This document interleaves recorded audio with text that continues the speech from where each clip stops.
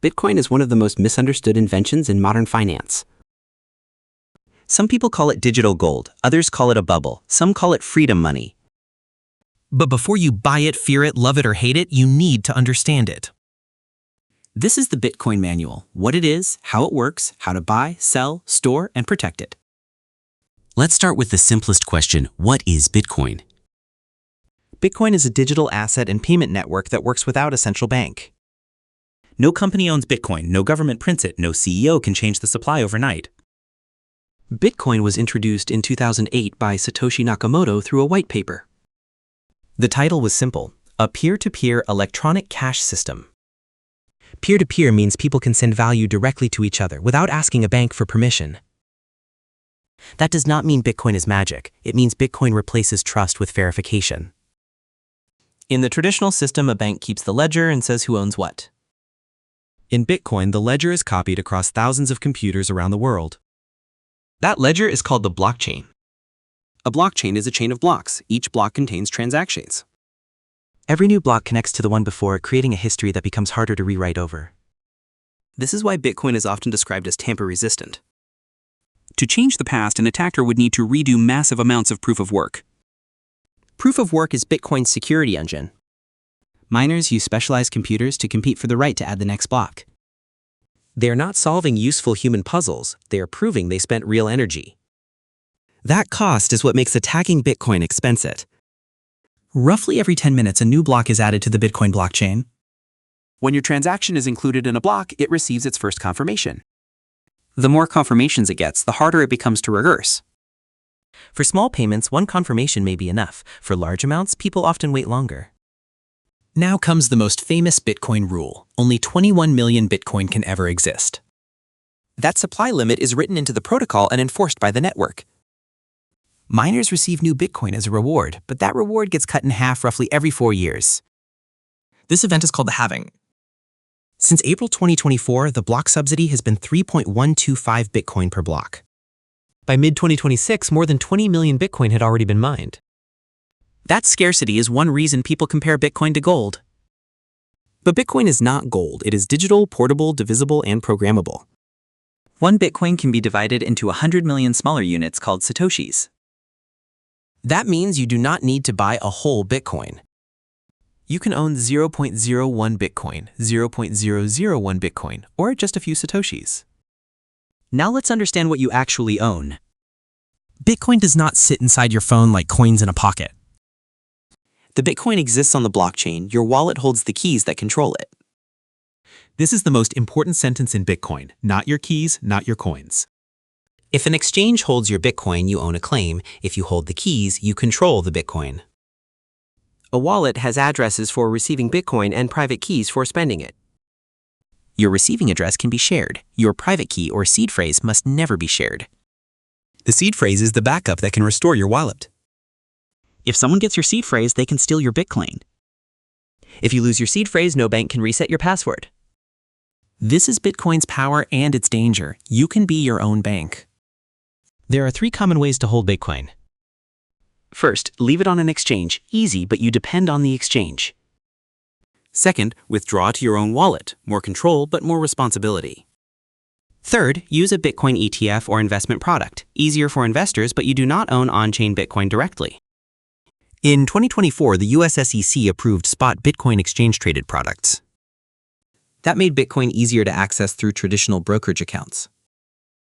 But ETFs have fees, market rules, custodians, and no personal withdrawal to your own wallet. So before buying, decide what you want: exposure, payments, self-custody, or long-term savings. Now let's walk through buying Bitcoin step by step. Step 1. Choose your route: regulated exchange, broker, Bitcoin ATM, peer-to-peer platform, or ETF. For most beginners, our regulated exchange or broker is usually the simplest route. Step 2. Create an account and complete identity verification if required. This may include your name, address, ID document, and sum. Step 3. Enable strong security before depositing money. Use a unique password, 2-factor authentication, withdrawal allow lists, and anti-phishing codes if available. Never rely only on SMS if stronger authenticator options are available.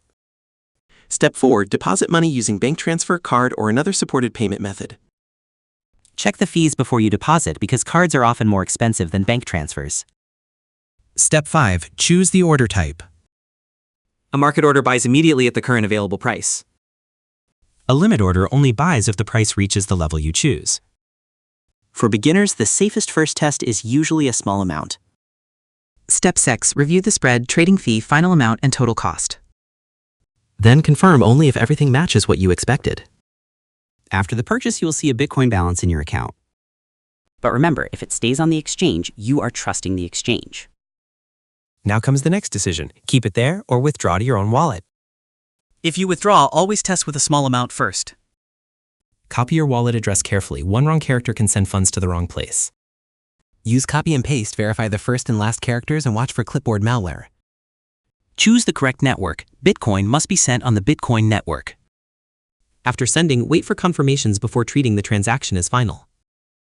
That is the buying process: account, security, deposit, order, review, buy, withdraw, confirm. Now let's walk through selling Bitcoin. Step 1. Decide how much you want to sell and why. Are you taking profit, reducing risk, paying expenses, or exiting completely? Step 2. If your Bitcoin is in your own wallet, send it back to an exchange carefully. Again, test with a small amount first if you are not completely sure.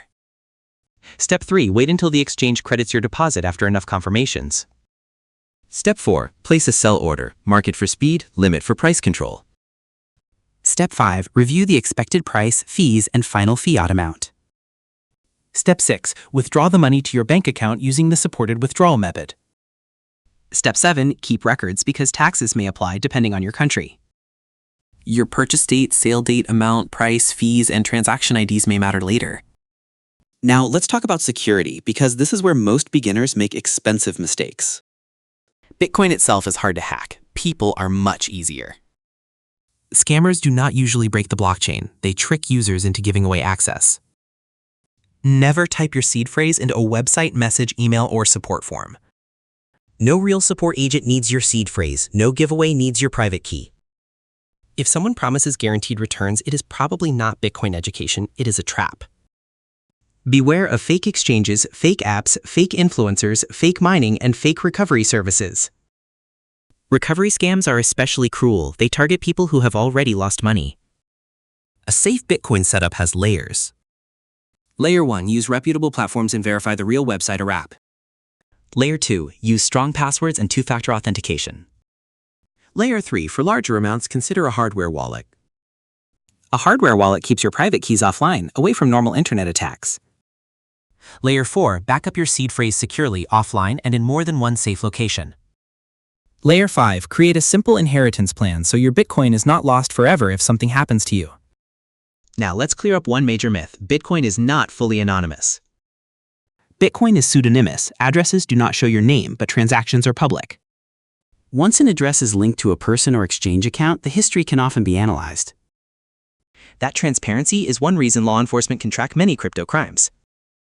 But transparency does not remove risk. Crypto crime and scams remain a serious problem.